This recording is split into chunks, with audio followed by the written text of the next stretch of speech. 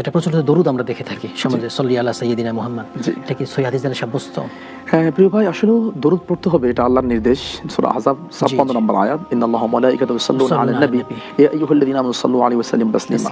এটা আমরা জানি। এবং দরুদ আল্লাহ নবীকে পড়তে বলেছেন, আমাদেরকে পড়ার নির্দেশ দিয়েছেন, এবং দরুদের বাক্যগুলো মুহাম্মদ সাল্লাল্লাহু আলাইহি ওয়াসাল্লাম আমাদেরকে শিখিয়ে দিয়েছেন। যেমনটি আমরা সহিহ বুখারীর হাদিসে পাই, যেমন সাহাবী বলছেন, আল্লাহ নবী আপনি তো আমাদেরকে শিখিয়েছেন কাইফা নুসাল্লিমু আলাইক, আপনাকে কেমনে সালাম দিতে হবে, তো কিভাবে আপনার উপর সালাত পড়তে হবে, দরুদ, সেটা তো শেখার নাই। তখন বলুন কুলু আল্লাহুম্মা সাল্লি আলা মুহাম্মদ ওয়া আলা আলি মুহাম্মদ, যেটা দরুদ ইব্রাহিম প্রসিদ্ধ দরুদ, এটা আল্লাহ নবী আমাদেরকে শিক্ষা দিয়েছেন। এরপর অন্যান্য হাদিস থেকে যেটা প্রমাণিত হয়, নবী সাল্লাল্লাহু আলাইহি ওয়াসাল্লাম যেটা বলছেন, মান সাল্লা আলাইহি হিনা ইউসবি ওয়া হিনা ইউমসি 10 মাররাত আদরাকাতু শাফাআতি ইয়াউমাল কিয়ামা ফাজিলা।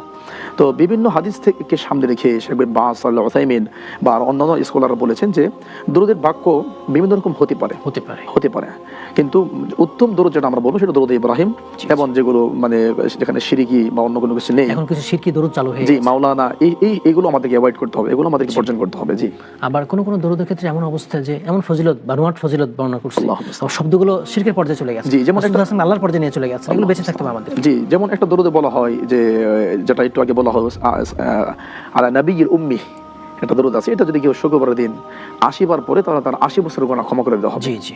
তো এইগুলো দরুদ ভিত্তিহীন, অবশ্যই ভিত্তিহীন।